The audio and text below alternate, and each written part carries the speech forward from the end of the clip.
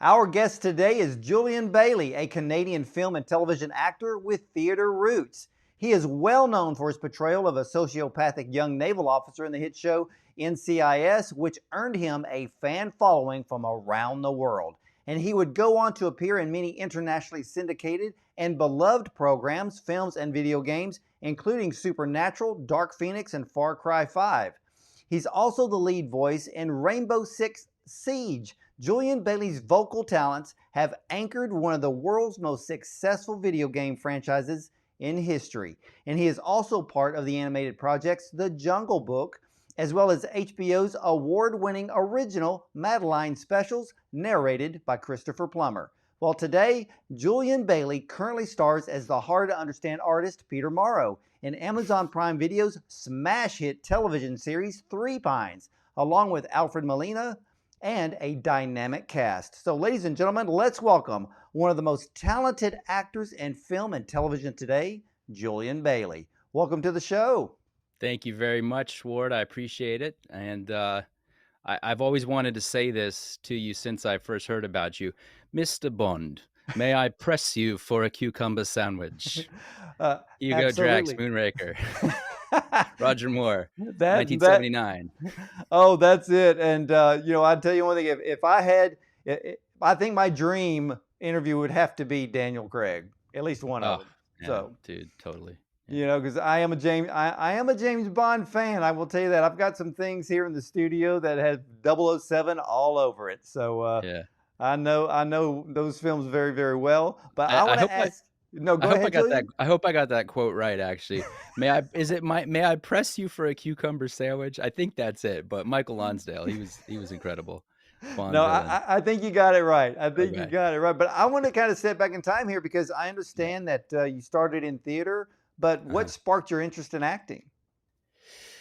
Well, I'll say this. I was born into a musical family. So my mother was from London and she was raised with music. She went to the Royal Academy of Music in London and she met my Canadian father while he was working over there in shipping on the Thames River, working on a wharf. And, uh, and so they moved to Canada and had my sisters, and then they had my brother. Well, they had me and then my brother. And we were all raised to learn the piano, first of all. So music and culture in general, the arts and going to galleries was like a regular part of my upbringing, but music was the thing.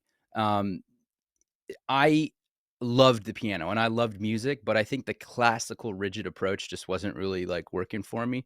And before I had a chance to figure out that, there were other approaches like the Suzuki method, for example, that were a little bit more intuitive and kind of, for people who maybe learn more by ear, which I think I was one of those people. Before I had a chance to kind of, try that out, I met a kid at school who was on a Canadian television show, and I was a little starstruck by him, and I remember thinking to myself, like, "Man, I could do that. I could definitely do that. I could pretend to be these other people and make money for it, by doing that." And so I asked my parents if I could be enrolled in a children's theater group, and they obliged. Gradually phased out the piano, which I sort of regret now, but you can always learn as an adult, I suppose. But yeah, so I started doing theater. I was doing, the classics, Shakespeare, Chekhov, Moliere, at about 10 and 11 years old.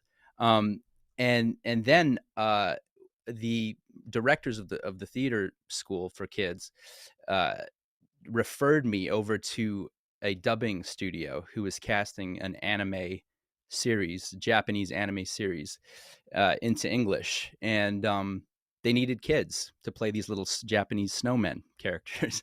So I got cast as one of those little snowmen, and then around that time, a casting crew came through different schools in the city, and they ended up discovering me, I guess, and I was cast as one of two leads in a film for the Canadian Broadcasting Corporation. So I did that when I was 11, and then right after that, I did a play with the National Theatre School of Canada. So the voiceover and the television film, and then the live theater just sort of converged at once, and that was sort of my launching off point. Wow, so you were only 11 years old. I mean, I guess, for kid actors, I guess is what we could call them, or child actors. Were you yourself outgoing as a child? I would say I was kind of like an introvert who loved an audience. So I think I was pretty introverted until I had an audience or until I was in a social situation. Then I could kind of turn it on. But other than that, I think I was pretty comfortable with my own company and maybe more comfortable with my own company than with others. I think there was something in me that felt like I had to perform, or I at least had a desire to perform when I was in front of people. And that was my comfort zone, was to be sort of, I guess, the center of attention in that respect. Um, but yeah, I remember feeling a certain degree of solitude as a kid, and I changed schools when I was 9. So between the third and fourth grade, I changed schools, and that was tough. Moved to a different part of the city.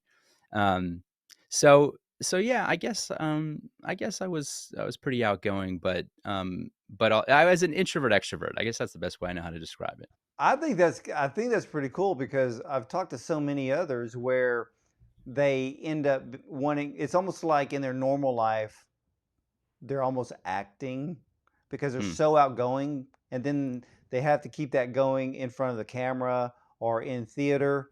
right. uh, but to me, to be an introvert and then turn it on when it's time to turn it on, I think that's actually a blessing in a way, because some people, it's kind of like, I don't know what, like, with comedian Chris Farley and others like Mm, that. mhm. They always seem like they had to prove themselves even when they weren't in front of the camera. Yeah, yeah. Chris Farley was amazing. I was actually living in Chicago, uh, and we had the same hairdresser at the time he passed. I was living in Chicago at that time, and I actually met his brother Kevin. But yeah, not to rabbit trail there for a second, No, no, no, not at but yeah, all. yeah. But Chris was amazing. yeah, he just seemed like a kind of like the perfect example of having or feeling like you have to be outgoing all the time. But seems like yours is more stable, which is great. But Oh, what was it like for you to leave Canada for the U.S. to pursue your dreams? well, as far as any culture uh, adapting goes, it wasn't that difficult because I was raised in a very kind of British way. All my grandparents were British. My dad's mom remarried a British guy and moved to Ireland when my dad was about 15 or 16 years old.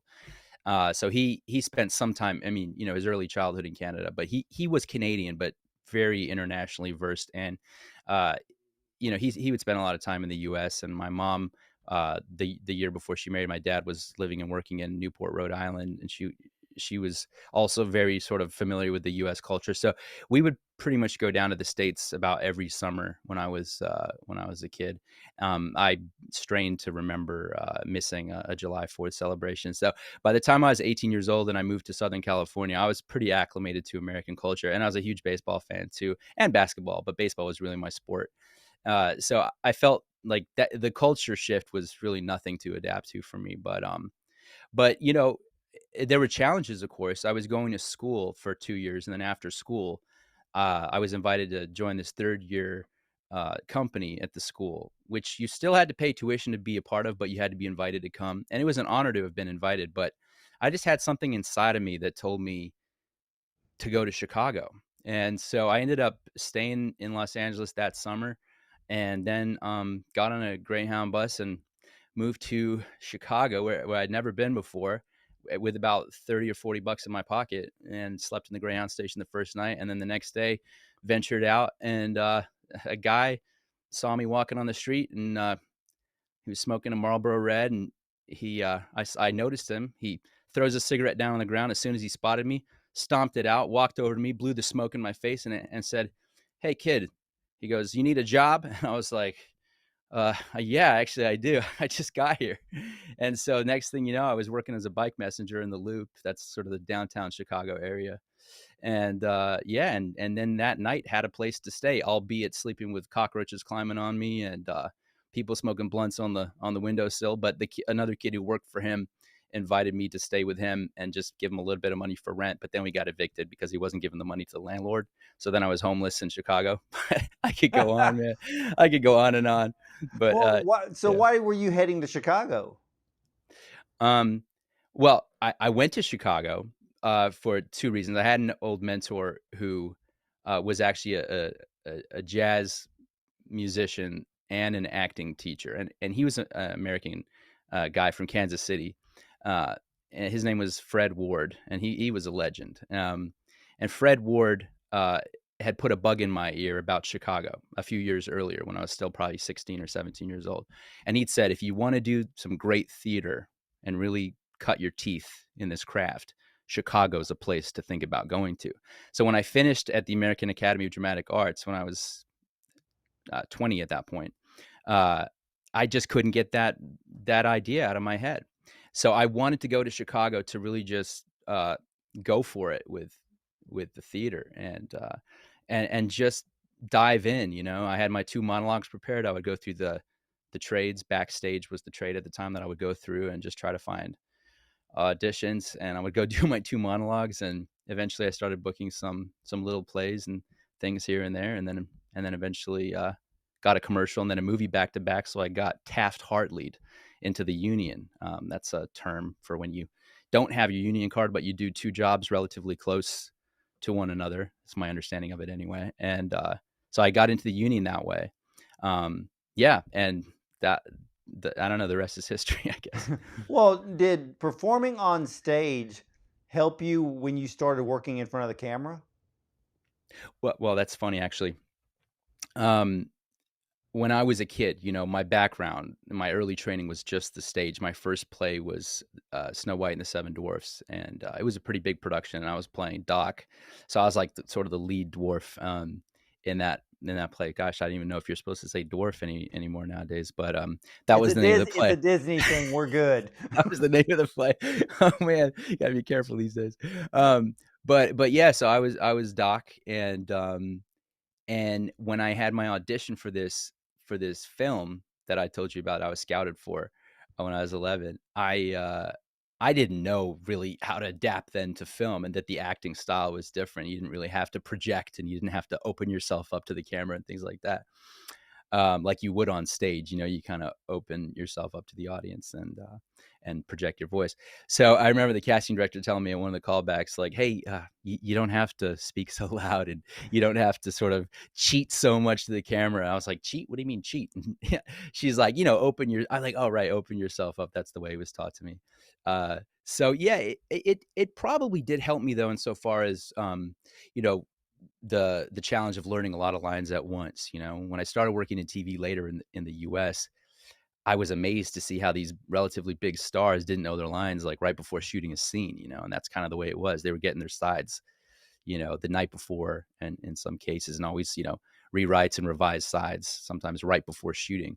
And so I would be like, you know, paranoid of forgetting my lines. So I'd have all my lines memorized as early as possible. But yeah, I think it did probably help me, and I still love the theater. And if I had an opportunity to do more, I would love to do more. You know, it's like I think it's Alan Rickman. Uh, Mm, I think he believed that being theater trained was really a plus becoming an actor in film. yeah. And I think probably some of the biggest, best well-rounded actors are those that came from stage and theater. I think that's fair to say. I think that's fair to say. Um, the only reason I wouldn't say that as a rule is that there are just so many amazing actors who've, one, never taken an acting class in their life, and two, who've never been on stage before. And so there are exceptions, but I do think, as a general rule, it's probably true that to have a background in the theater is a pro, is a plus for sure. Yeah. So, when did you land the role on NCIS? Oof. So that would have been, let's see. I mean, that was a while ago. I'm dating Yeah. myself, but that would have been 2003. So in the first season of NCIS, I believe it was the fourth. Yeah, it was the fourth episode of the first season. And yeah, that was interesting actually, because I had auditioned before for some of his other shows. I think I had auditioned for JAG before. Ended up doing a JAG episode later, but and Donald Belisario is the creator, as you know, and he's kind of like, you know, Donald Belisario, Dick Wolf. I mean, these guys are like the major, you know, showrunners and creators of television in the U.S. I'm sure there are more too, but those are two of the big ones. Um, and yeah, it would have been 2003, and it was the first season of NCIS, and it's a great experience, man. I really enjoyed it, and Mark Harmon was amazing. I remember he knocked on my trailer door my first day, and he invited me into his trailer and said, "Can we sit down and talk about the scene, like that scene we had to shoot that day?" And I said, "Absolutely," And so he talked to me, and he was just a real leader on that set, an amazing example, amazing guy to work with. Wow, that's pretty cool to have a lead actor like that to come directly to you and say, "Hey, let's go over this scene." And Yeah. and I've heard stories where actors they just show up, they don't know any of their lines, they're waiting for somebody to tell them the line when the hmm camera comes on. And to me, that's not acting. That's like cheating. So I like Yeah. actors who actually prepare for the role, not to the Yeah. point of being Daniel Day Lewis, but you know, But hey, if it if it no calls for problem. Sorry, go ahead. no, yeah, but if it calls for it, then pull out all the stops. But Yeah. yeah, that's pretty cool. So did he seem to you like a mentor early on? Oh, for sure. Yeah, he was. I mean, albeit for a short period of time, because I probably worked on that show for about 7 or 8 days. We would shoot an episode of television, at least at that point in time. It's probably still the same way as far as network TV, but we would shoot an episode in about between well, I guess actually more like yeah, between 5 and 7 days, depending, but usually about a week. So, you know, unfortunately, I wasn't able to sort of carry on the relationship with him. But for that period of time, Mark Harmon definitely made an impression on me, and he was tremendous. I mean, we would be in a scene, and they were trying to get that moment and that tension that was required for the scene, and he would really work with you in the middle of the scene, and ask you the right questions to get you to get your light bulbs turned on, and Well, yeah. that's cool. Yeah, it was really cool. Well, He did made me that think. Sorry, go ahead. no, Yeah. did that role open up doors for you? I think it probably did. Um, but, I think a lot of the heat that was on me back then, or the sort of interest, as it were, that was on me around that time, funnily enough, was mostly around comedy and comedy opportunities. I was I got my first real break in the US from doing stand-up comedy at the Comedy Store on Sunset Boulevard. Uh, that got me a good agent, and after I got a good agent, um, I was able to, be seen for shows like NCIS and other things, and yeah, it was an exercise in faith and perseverance. I'll say that, because I had been in Chicago, and I was up for a role with the Steppenwolf Theater that was going to go to Broadway with Gary Sinise. And when I had my callback for that, which went extremely well, for this play called One Flew Over the Cuckoo's Nest, the film was made famous by Jack Nicholson, and Louise Fletcher was in that, who passed recently. Um, I walked out and I went down to the elevator, and there was John Malkovich in the elevator as the doors were closing, and I was like, "Oh man, this is like a dream come true." I'm 20 years old, or maybe 21 at that point, and I'm like up for this big role with the Steppenwolf Theater, and it was pretty much down to me and one other guy. Well, as it turns out, the other guy got it, and we were both at the same acting school at the time in Evanston, Illinois, the Piven Theater Workshop. Bern Piven, Jeremy Piven's dad, was my mentor at the time, and he's the one who told me that I didn't get that part, because he knew the casting director, and he says, "Well," he says, "I guess you didn't get that part. They gave it to Eric." And I remember feeling my heart hit the floor, and I thought, "That's it. I'm going back to Los Angeles." And so I went back to LA, and I just went for it, man. And eventually, after living in a pretty much out of my car for nearly 2 years, I had a roof over my head at night because a friend had a business, and she let me sleep there at night in West Hollywood, and then I'd have to leave before the business day started the next day. But all my stuff was in my car for nearly 2 years. I was doing stand-up comedy at the Comedy Store, and just praying for some kind of a break. And an agent ended up seeing me, and brought me in. And then very shortly after, I was up for a big part on a sitcom for the WB, and didn't end up getting that part, but just testing for the studio at that, going that far in the process really opened up doors for me. And then after that, some more doors started opening. But I guess my thought process is rather nonlinear. Sorry about that, but That's all right. I guess really the thing is that you know every I'll say this, every setback or seeming setback, even those things, if not more than apparent little breakthroughs, those seeming setbacks in a way provided a kind of fuel for a fire that was to come, or a momentum that I couldn't necessarily recognize at the time. But I realized that even, not getting a part or getting so close but no cigar sort of motivated me. It was like coal in my engine. It was fuel for the fire for me to just keep going and, keep digging deeper and believing Well, that I wasn't, doing this for nothing. well, yeah, because a lot of people, especially in this day and age, would just give up and Yeah. then go to Starbucks and get a job. But sometimes you got to take a lot of notes, and a lot of people don't understand this, and this when it comes to actors, where it's the audition process. You're going to get more no's than you're going to get a yes. So you end up with a thick skin over time. And a lot of people need to understand that in normal daily life. No is not the end. If you want to Oh, understand what a no means, go be an actor. that's Yeah. right. You sound like you definitely know what you're talking about, because that is exactly how it is. And you need to learn to that point. You need to learn that it's not personal. I mean, I would very rarely is it personal. If you're a jerk, or you're just not prepared, then I guess it's kind of personal, perhaps. But But that even falls then, on the person.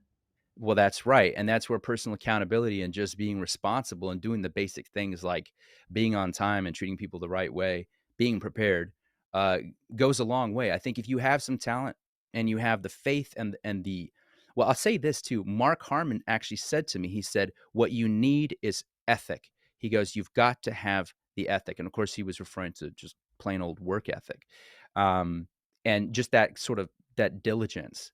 And Mm-hmm. I think for me, really, the diligence was just continuing to swing the axe and to trust that even though it didn't look like that tree was coming down anytime soon, that every time I swung that axe and hit that trunk, like I was a little bit closer to where I was ultimately headed, and just holding on to that vision and that belief that I was going to get there as long as I didn't quit. And I knew I had options and opportunities to quit. And I think that would have been okay, perhaps, but it wasn't for me.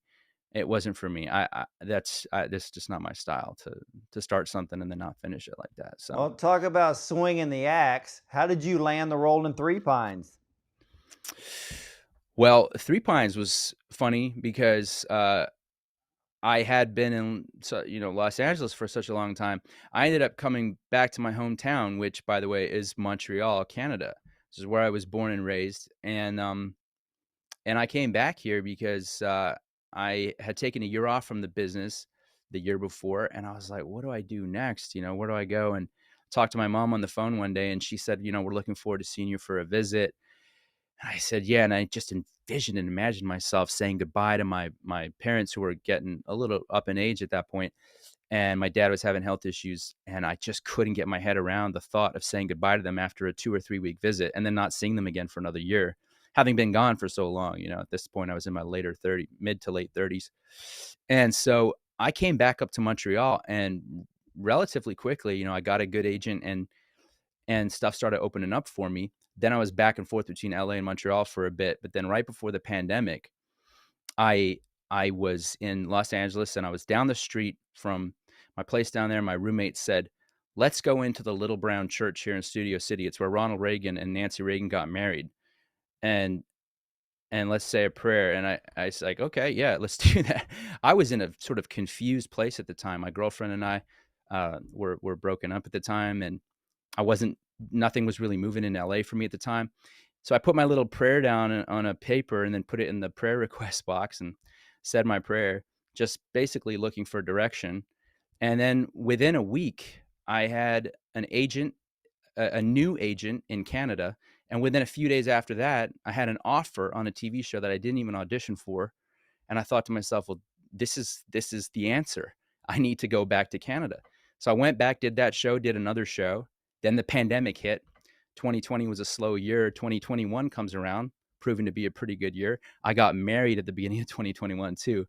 And then I was about to start a movie in the summer. I had auditioned for Three Pines. I'd put a tape down. I was about to start a movie in the summer, and my phone rings. It's my agent as I'm in the hair and makeup chair, and they're about to cut my hair. And he goes, "Don't cut your hair. Three Pines likes you, and they love your look. So don't cut your hair." I go, "You got to be kidding me. I'm literally in the hair and makeup chair right now about to get a haircut." And he's like, "Just wait, just wait." So I talked to the producers of the movie. They were like, "Okay, we'll meet you in the middle, and you can kind of just take a little bit off, clean it up, but you won't have to cut the whole thing off." As it turns out, Three Pines got back to me, and I and said that they were interested in me for a different role now. So I was like, "Oh, okay." I like the role of Peter Morrow, which is what they originally asked me to audition for. So I read for that other role on Zoom. Didn't hear anything for a week or two. Then they get back again and say they're interested in me for Peter Morrow again. So of course, this whole time I haven't cut my hair, and so I did a Zoom chemistry read, insofar as you can gauge chemistry over Zoom, with Anna Tierney, who's just lovely and plays my wife in the show. So I had to keep my eye line straight for Zoom, so I couldn't really look at her during the read. And we did that, and that was on a Thursday.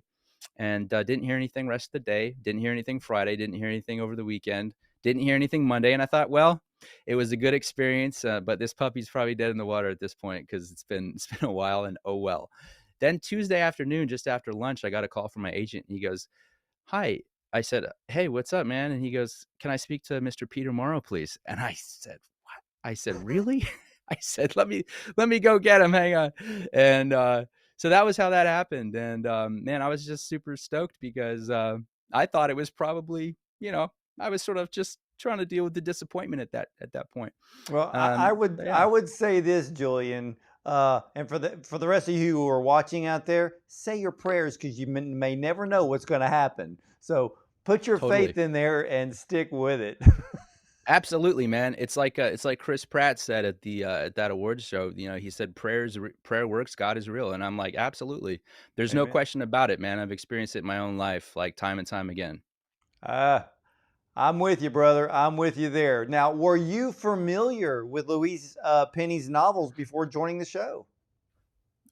Oh, well, before joining the show, I was, just only because it was in the breakdown. But as far as when I first heard about the show, uh, I was not. Um, but what's funny is my brother-in-law is actually from the same town where she lives, which apparently is the town that Three Pines, the fictional town, is based on. Um, and yeah, so that was kind of interesting. And it's a town where my sister, in fact, got married, because he was from there, and there's this church in the middle of the town where my sister was married. So I'm quite actually familiar with that little town. It's in southeastern Quebec, in the Eastern Townships is what the area is called. And the town itself is called Knowlton, and I'm pretty sure that Three Pines is based on Knowlton, at least loosely. I don't know if Louise would back me up on that, but that's kind of what I heard. Don't quote me on it. but, Well, I yeah, noticed. Well, I noticed, Julian, that and I've seen all 8 episodes of Three Pines. I've talked to Sarah and Anna, and I'm kind of like waiting, and you're probably waiting too for the news. Will there be a season two? Which there needs to be. But it's funny because your character was so silent in the first episode, in the first 4 episodes, until the whole family thing came about in episodes, I think, 5 and 6, yeah, and where you really got to do your thing. What was it yeah, like in those filming those first 4 episodes? Because you were quiet, you were mysterious. yeah, Viewers couldn't really figure you out because there was a totally. mystery there. Yeah, that's well put. The first 4 episodes, well, of course, I appeared briefly in one. I barely appeared at all in two. And then in 3 and 4, I'm a suspect, of course, because I'm found running through the forest, and 3 ends with me with my hands up at the edge of a bluff. Um, and then I'm interrogated in 4, and then of course they find out. Oh, maybe I shouldn't say all this. Well, Oh, it's that's a been out a spoiler. My while. bad. It's been out a while, Oh, so my that's bad. Sorry. okay. Oh man, I'm sorry. If you have to cut that part out, go ahead. But see, I have seen all 8, so I know. Oh man, I've been doing so good so far with these interviews, man. I've been like managing not to give away any spoilers. Oh shoot. No, Well, but for real, see, if you, that's probably where my gift comes in, to where I should be doing interviews with I guess serial killers so I can make them confess. totally. Oh man, no, but please feel free to cut that out if you need to. But no, yes, you're right. You're right. It's sort of this like slow burn lead in as far as learning about my character until episode 5, and 6, where we get to see really some of the reasons why he is the way that he is. And I think um, it's important. Well, it was important for me as an actor not to judge the character at the outset, because it's very easy to see some performance on screen and to judge the character, or just say, that guy's a jerk or whatever. But people are the way they are, by and large, for a reason. And so I think in 5 and 6 we get to see the reasons why Peter is the way that he is. And no, I appreciate you bringing that up, because it's true, that those family dynamics, and they're so important. And I said to someone recently that you know you can run away to the country and try to start your own life, but if those internal demons haven't been dealt with, they'll follow you out to the country, and they'll sprout up and sort of manifest themselves in different ways. And I think that's the thing. We kind of get a peek in to why he is the way that he is when we see his mother, when we hear about how his father was, when we see those dynamics between he and his siblings. So it's really important in understanding the sort of machinations, if that's the word, machinations, the mechanics, emotionally, the dynamics of this character. Well, Yeah, he's more than just quiet. He is mysterious. He's troubled. yeah. Um, but then you have your other half, Clara Morrow, Anna Tierney, who seems to be a little bit more open, slightly more outgoing, but she has a husband that is showing signs of being distant, and in a way, looking very guilty. For sure, for sure. And I mean, the guy has a guilty conscience, for more than a couple of reasons. And in that sense, he's somewhat tormented. And something I've been saying about the show in general is they deal with a lot of human issues, really human issues. And I think a lot of people can relate with, whether or not they can specifically relate with, coming from privilege like this guy does, or, I should say privilege in quotations, because how much of a privilege is it to come from a family like he comes from, in reality? You can have all the money and all the external trappings and the material things, but if you don't have peace on the inside of you, man, it's depravity and true poverty. So that's the thing, man. That's the human condition. I think we're all kind of broken in a sense, and need to find that. Well, we're all seeking that wholeness. We're all seeking that place of finding home, I think, within ourselves. And that's why people get into all the things that they do, and run off to seek that solace wherever they may find it. And Well, and I think a yeah, lot of people relate to the Three Pines series, yeah. and I've said this before about the series. You have multiple storylines. So Hmm. with every 2 episodes, there's a major storyline, but then you have the storyline of Alfred Molina's character. Right. You have other sub storylines with other characters.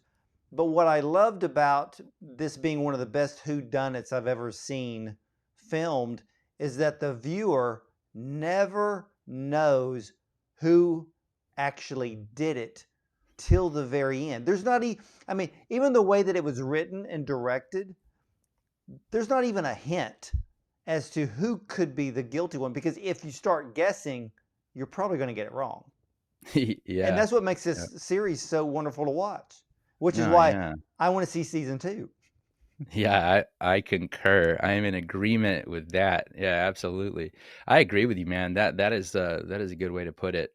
Um, what I find too about it is that they really sort of draw you into the scenery and the characters and just the feel of this place that it's easy to kind of just get lost in that and then we sort of forget, oh wait, that there's been this crime that they're trying to solve and there is someone who's responsible for it. There is a guilty party, but hopefully people are sort of getting attached to the characters in the process while at the same time realizing these characters that they're getting attached to may in fact be guilty in some way, shape, or form. Well, And I think, what I yeah, thought was a brilliant scene, and I believe that it was in episode one. I believe it was episode one, um, where Alfred Molina's character comes out, and all the major characters are grouped together, and he's right, standing right in front of them. He says something to him, and the camera just pans, and everybody looked guilty.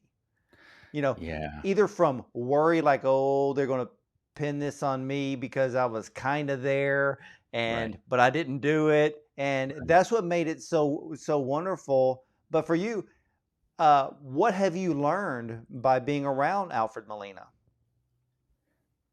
I'm glad you asked that question. Um, well, about the man himself, I've learned that he is utterly grounded and humble as a person. He's kind, he's sincere, he's not all Hollywood, um, and he's a tremendous leader. He is a professional. He sets the tone on the set. I've learned that, if you're gonna lead a show or a film, you have a responsibility to do that, to set the bar, hopefully at a high level, and he does that in spades. I'll just tell you this real quick. We were in the forest shooting a scene one night, and the cast was standing around, including Alfred, and the crew was standing around as well, and everybody was working, and the second AD or someone came over to Alfred and said, "Oh, Alfred, I'm so sorry. We'll get you a chair. We'll get you a chair, please.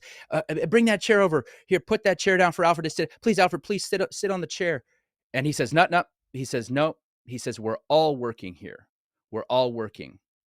We're all on our feet. We're all working." And then he turned to me and he said, "Bad optics." In other words, of course, if he sits down, everybody sees him sitting down, they would understand because he's Alfred Molina and he's working as an actor and he's got to have energy to perform and carry the show. But he has that level of awareness and consideration to make a call like that. So, Yeah. yeah, he's just dignity. He's a lot of dignity and professionalism are two of the things I learned from Alfred Molina. And he brings that into his character in Totally. Three Pines. His story, or his underlying story, is something to watch. And it's something to learn from, as us as being human beings, to see that character, that we can take things of what he is portraying on film, because Mm, that's how we should be. Sure, there is a troubled past, there's mm, some trauma there, but the way he carries himself, carries the character mm. before others, and the things he says to others, and just what you explained, he looks at himself as being, we're all equal here. No one is above anybody else. Right. And he brings that to that character, which is probably why he's one of my favorite characters in Three Pines, because there is something there that we can all learn from. That's right.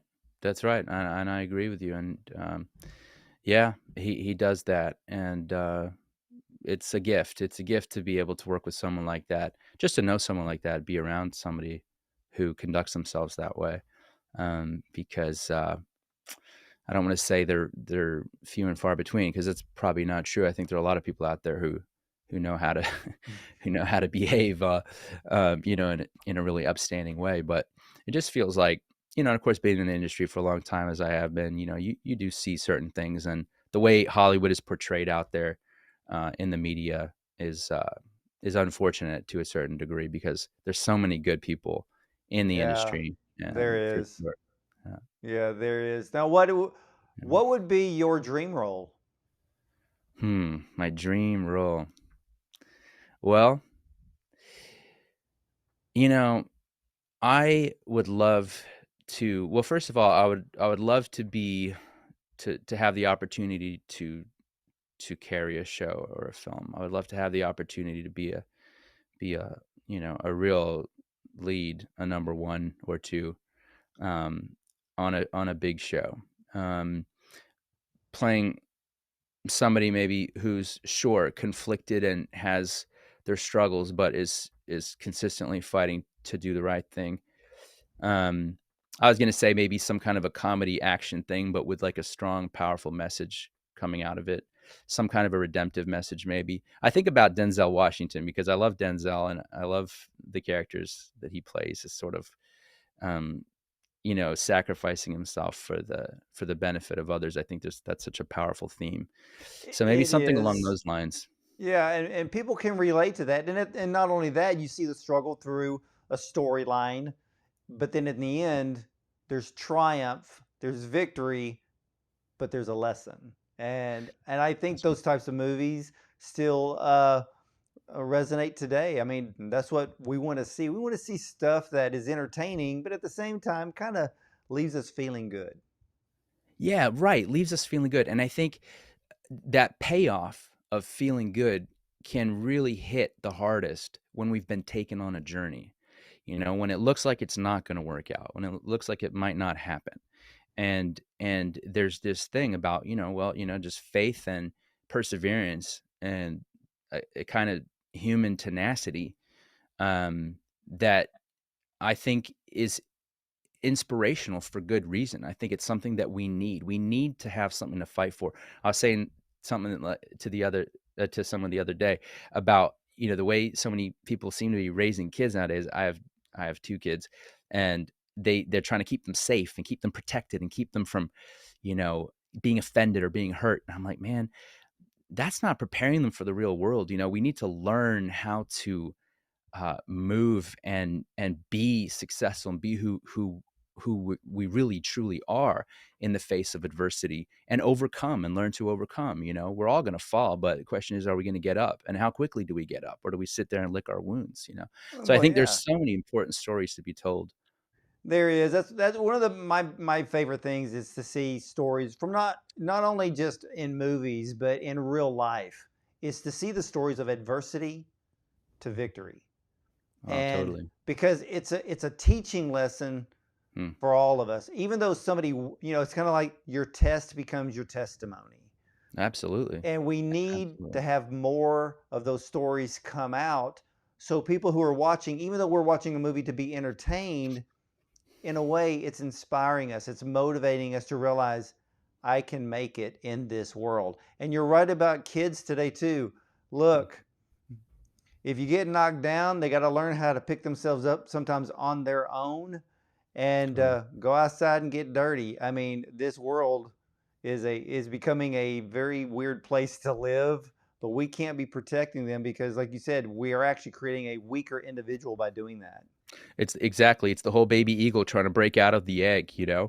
If you crack that egg for that eagle, kind of like with the scene with Ruth and the egg in the oven. I don't know if you remember that, but Yes, I anyway, do. that's it. That's it. That thing needs to get that strength on its own. So yeah, So, what's next for Julian Bailey? man. Well, hopefully season two. We'll see about that. But other than that, we're you know just writing. I'm working on a couple scripts right now. Anything else that's going on, I'm not really allowed to say because of NDAs. But I got you. yeah, and then I do a lot of voice work too, and I enjoy doing that. And I got a 9-month-old son and a 9-year-old daughter, so I'm enjoying and appreciating just family life right now. So that's what I'm doing. Well, where can all of my viewers and listeners find out more about you? Okay, on Instagram, I am Julian Bailey. I am Julian Bailey. Twitter, I just kind of started, so I don't have very many followers on there. But Instagram would be the main place, both the same handles, and that would be about it.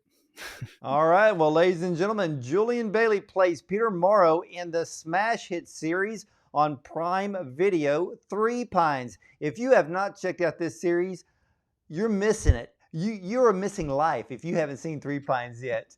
I'm a big fan. I've seen all 8 episodes. And ladies and gentlemen, if you like whodunits and you like mysteries, this is the series you got to start binge watching right now. It's available on Amazon Prime.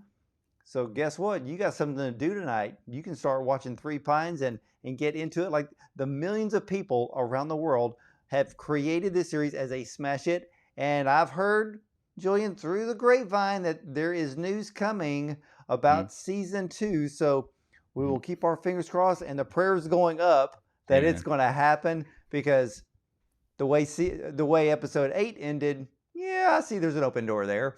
And but again, Julian, thank you so much for spending time with us today.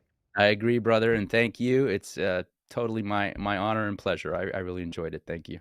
Well, thank you so much, Julian. And again, everyone, check out Three Pines on Amazon Prime Video. It's available right now. Don't wait. You've got to catch it if you love whodunits and mysteries. And as for me, stay tuned, because there's no mystery here. I'll be right back after this.